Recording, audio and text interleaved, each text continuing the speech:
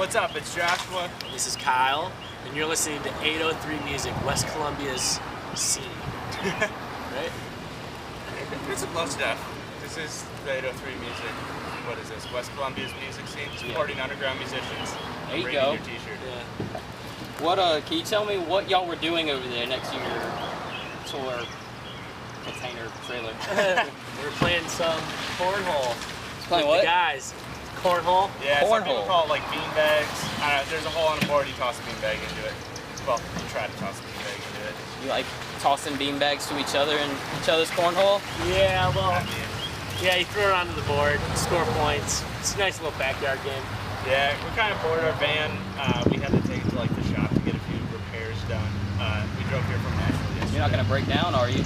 Well, hopefully not. Hopefully not. How are you feeling at the moment? Feeling great. Not feeling Excellent. constipated or No, sun's out. That's all I care about. Good weather. Nice. You know, had to deal with a rough winter back in Michigan, so a rough it's winter? a rough winter. Yeah, it was cold. It was like negative 16. Yeah, what was that? The polar vortex? Yeah, I don't know. something like that. I lived in LA at the time, but you got to deal with it. What are you expecting from tonight? Out of the most, what are you expecting from tonight? I'm expecting a hot and sweaty show. It's, very intimate in there, and we got a lot of energy. Kids got a lot of energy, and I just Do you feel prefer small venues or bigger venues? I don't really have a preference that much. They both have their upsides. Yeah, both of them have their upsides. What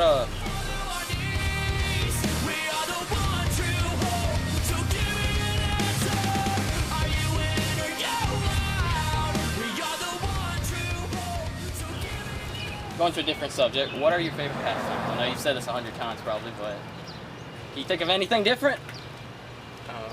Well, when I'm home, I hang out with my girlfriend or my cats and dog, and I play video games. Planning on getting married? I mean, one day, that's hopefully. To that girl you have? I mean, it could happen. Okay. Sorry, ladies. He's taken. Who's the prankster in the band?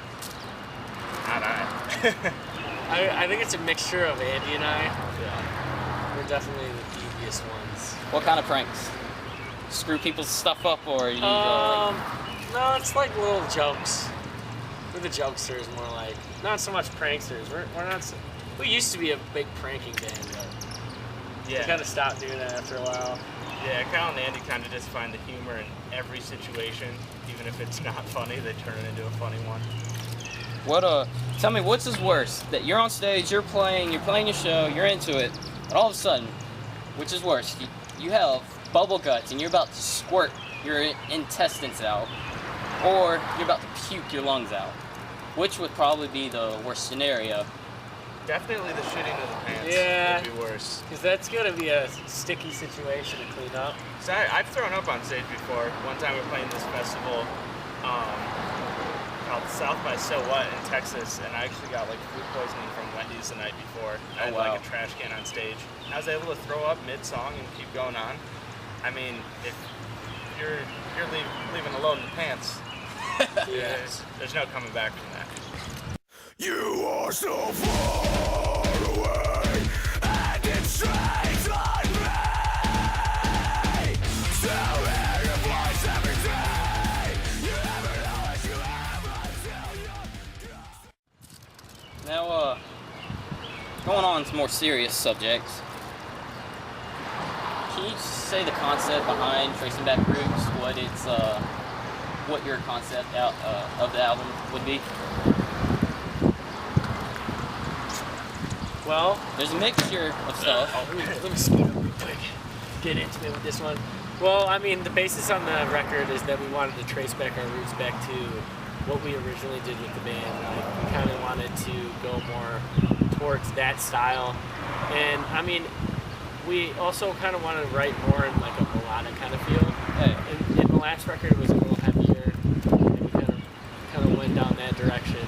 But the main focus on it was to write more singing parts. Dave started singing on the record also. And I mean, if you can hear in the record, we're trying to pull back all the fans that we had. There has been first or second album was the best, or their newer stuff is good. You always get that. Every band gets that. Well, yeah. There's always fans that are going to say that there are fans right now that say that they like loved our EP more than anything else that we like wrote and released when we were 18 and 19, and like it was cool, 6 years ago. But looking back, if you actually like analyze and judge the music, it was written by 18-year-olds. It sounds like it was written by 18-year-olds, but there are kids that say it just to say it, just to be that person that's too cool to move on and get with the change and just natural evolution that every band goes through. Who writes the lyrics? I do. And me not taking any sides, but we've heard comments saying there's Christian influence and then you got secular influence. Which would you like to confirm?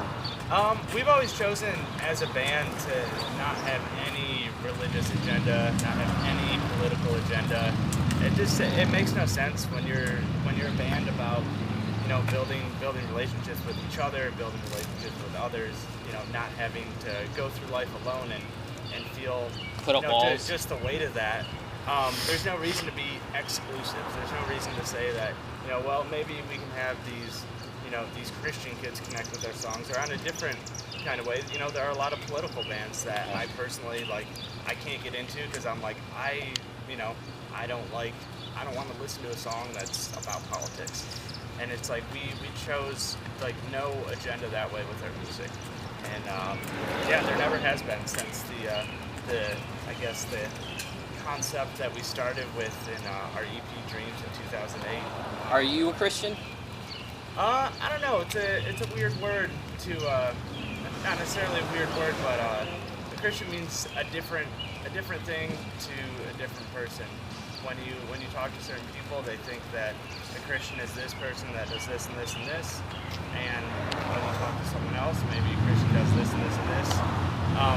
I just think that your faith, whatever it is between you and whoever that faith is with. If it's with no one, if it's with a God you believe in, that's like your personal life, and I keep that very separate from the band because there's no point. The band is me, Kyle, and 4 other dudes, and it's us together as a group trying to make a difference, and there's no reason to drag my personal life into it like that.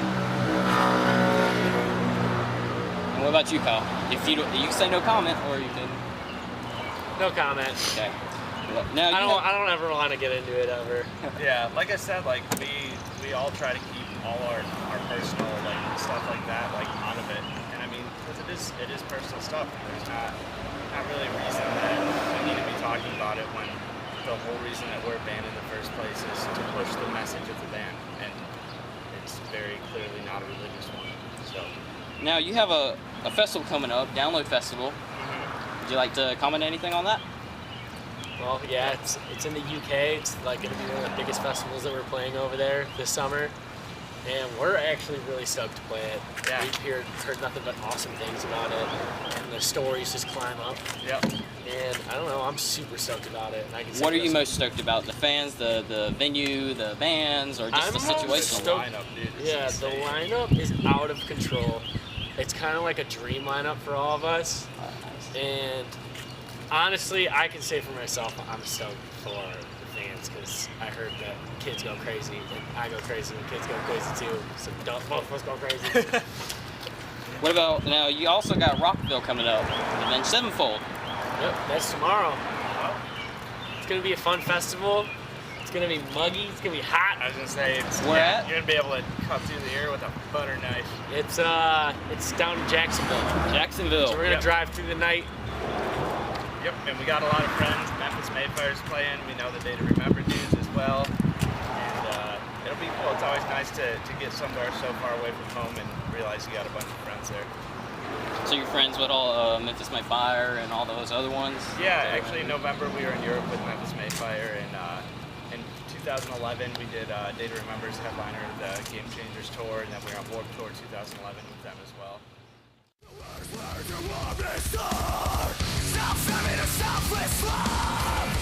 I will scream till the breath is gone from my lungs. I will scream till it's gone. Who would you kiss in the band? If you had to kiss one of your band brothers, who would you like to smack your lips on? Louis got those big old lips. Yeah, probably Louis. Looks like he'd be a good kisser. I'm just gonna say not Eric. Yeah. Get attached to that mustache. Yeah. And caterpillar he's got hanging off. If there was a celebrity you could kiss, any celebrity. Dead or alive? Brad Pitt. Brad Pitt. Hey. No, Mark girls? Wahlberg. Mark Wahlberg. He's just Mark. He's just Jesus Christ. In real life. Now, just one last thing. I need you to do a reenactment. Each one of you. And you get to choose. What? Yes. Okay. Can you reenact? Who? You can choose whoever. Reenact dying. A dramatic dying scene. Like, no! You're doing a better job over there than I think I could. Nice. Just kill me. Just kill me. yeah.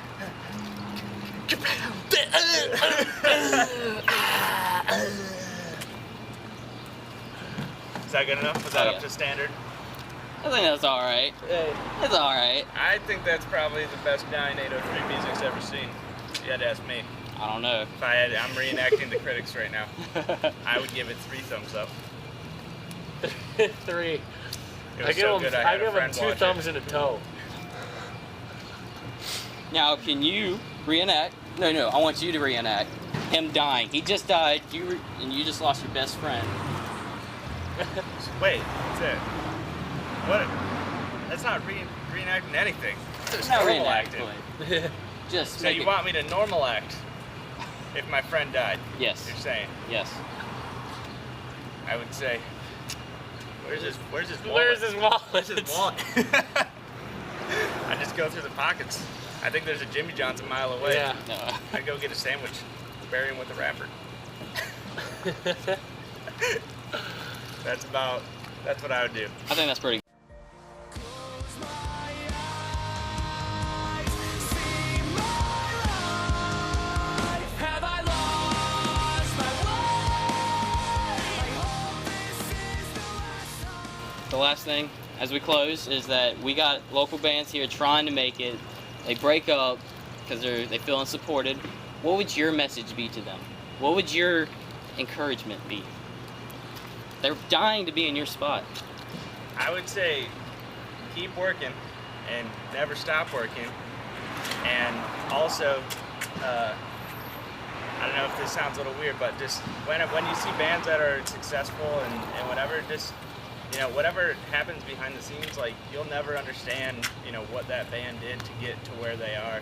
So it kind of makes me laugh when you're like, this band is dying to get to where you are. Yep. And we're like sitting in our trailer over there, and all of the local bands have like their vans and, you know, their friends and family around, and we're like sitting in our trailer with no van because it's broken, and, you know, missing our family. And, you know, you never know everything that every band has gone through.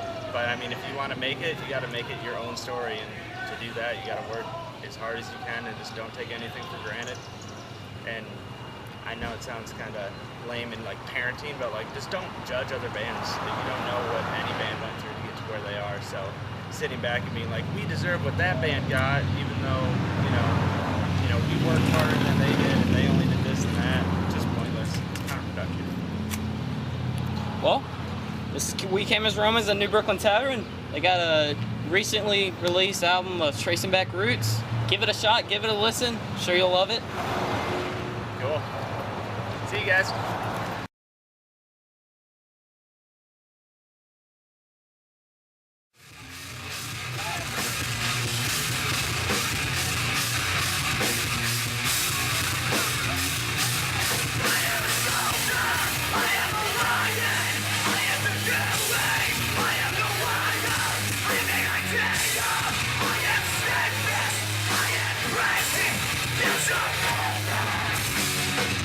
Like a forest